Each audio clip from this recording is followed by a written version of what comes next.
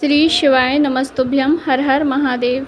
सोमवार की अष्टमी और जन्माष्टमी का अद्भुत संयोग दोनों ही एक साथ पड़ रही है। 26 अगस्त को ही जन्माष्टमी का व्रत रखा जाएगा और इस दिन सोमवार की अष्टमी है।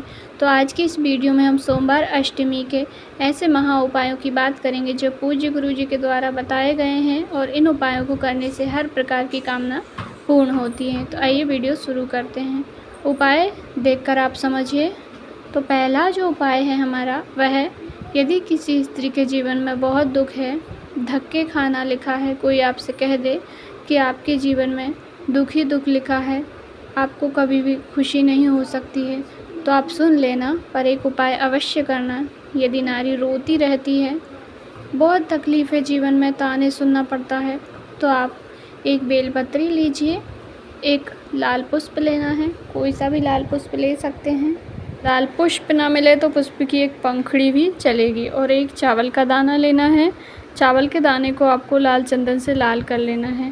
तीनों ही चीज़ों को अपने सीधे हाथ में रखकर माँ मालिनी, माँ आदिशक्ति, माँ उमा, तीनों ही देवी का स्मरण करके और माता अशोक सुंदरी के स्थान पर समर्पित कर देना है, चढ़ा दीजिए। बेलपत्री की जो डंडी है उसका मुंह जो है, बेलपत्री की डंडी जलाधारी की ओर होनी चाहिए। उसके बाद आप अपनी तकलीफ़ कह दीजिए। यदि आप नहीं भी कहेंगे तो भी आदिशक्ति माँ अवश्य ही जान लेंगी। दूसरा उपाय, यह उपाय उन लोगों के लिए है जिनकी कोई भी कामना हो, उसकी पूर्ति के लिए आप मनोकामना पूर्ति उपाय इसे कहते हैं। मनोकामना की पूर्ति के लिए आप इस उपाय को कर सकते हैं। आपकी जो भी कामना होगी अवश्य ही पूर्ण होगी। यह उपाय आपको कैसे करना है आइए जानते हैं। आपको 5 अलग अलग वृक्षों की 5 पत्तियां लेनी है। आप वीडियो में देखकर समझ सकते हैं। कोई से भी 5 वृक्ष की आप पत्ती ले सकते हैं, बस तुलसी मैया की पत्ती आपको नहीं लेनी है।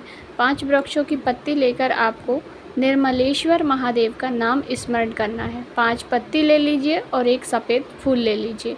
सभी सामग्रियों को आपको निर्मलेश्वर महादेव का नाम स्मरण करके, आप स्क्रीन पर नाम देख सकते हैं, निर्मलेश्वर महादेव का नाम स्मरण करना है।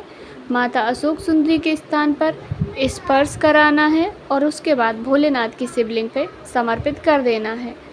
इसमें डंडी का भाग किधर भी हो सकता है। पत्तियां आपके हाथ में 5 पत्तियां हैं, एक फूल है, आपको बस स्पर्श करा के और चढ़ा देना है। डंडियों का भाग किधर भी हो, बस निर्मलेश्वर महादेव का नाम स्मरण करना है।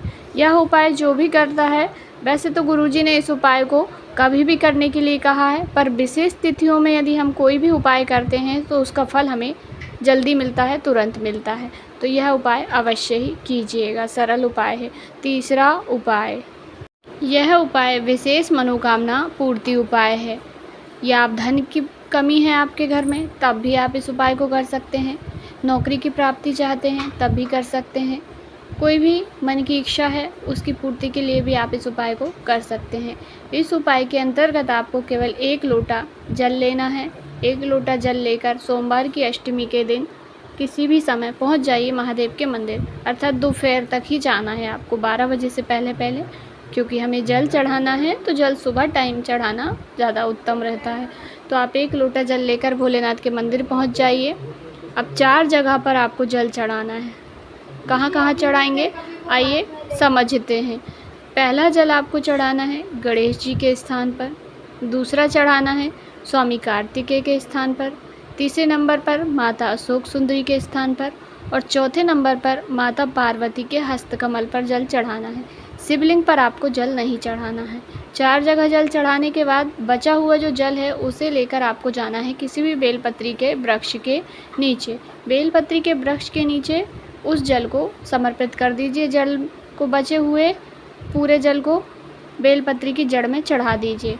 फिर वहीं पे थोड़ी देर रुककर 5, 7, 11 बार श्री शिवाय नमस्तुभ्यम बोलना है आपको। बैठने की व्यवस्था है तो बैठकर बोल दीजिए। यदि बारिश हो रही है, आसपास कीचड़ है, तो आप खड़े होकर भी बोल सकते हैं। यह उपाय सोमवार की अष्टमी के दिन जो भी स्त्री पुरुष करता है, उसकी जो कामना होगी, जिस कामना से, जिस भाव से वह उपाय करता है, अवश्य ही पूर्ण होती है। पर बाबा पे भरोसा ज़रूर रखिएगा। चौथा उपाय, किसी विशेष मनोकामना की पूर्ति के लिए यदि आप साधारण सरल उपाय करना चाहते हैं तो यह बिल्कुल ईजी उपाय है। इसमें आपको केवल एक बेलपत्री लेनी है। बेलपत्री खंडित नहीं होनी चाहिए। बेलपत्री की जो ऊपर वाली पत्ती होती है, बीच वाली, उस पर एक चंदन की बिंदी लगा लीजिए। पीले चंदन की एक बिंदी लगा लीजिए, या अष्टगंध है आपके पास तो अष्टगंध की भी आप एक बिंदी लगा सकते हैं। और उसी बिंदी के ऊपर एक आखा चावल का दाना, साबुत चावल का दाना रख के श्री शिवाय नमस्तुभ्यम कहते हुए अपनी कामना कह दीजिए और बाबा की शिवलिंग पे समर्पित कर दीजिए। बस इतना ही करना होता है। इसके बाद आप एक लोटा जल भी चढ़ा सकते हैं यदि लेके गए हैं तो, अन्यथा आप अकेले बेलपत्री और एक चावल का दाना चढ़ा कर भी अपनी कामना कह सकते हैं। यह मनोकामना पूर्ति उपाय है। सोमवार की अष्टमी के दिन आप यह उपाय करके भी अधिक लाभ की प्राप्ति कर सकते हैं।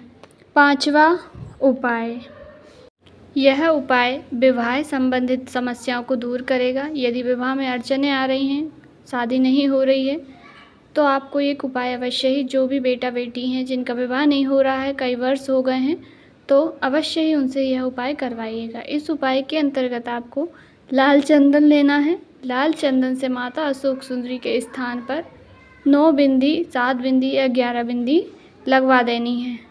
चंदन से बिंदी लगा दीजिए। उसके बाद उन्हीं बिंदियों के ऊपर एक एक फूल की पंखुड़ी, लाल फूल की पंखुड़ी रखना है।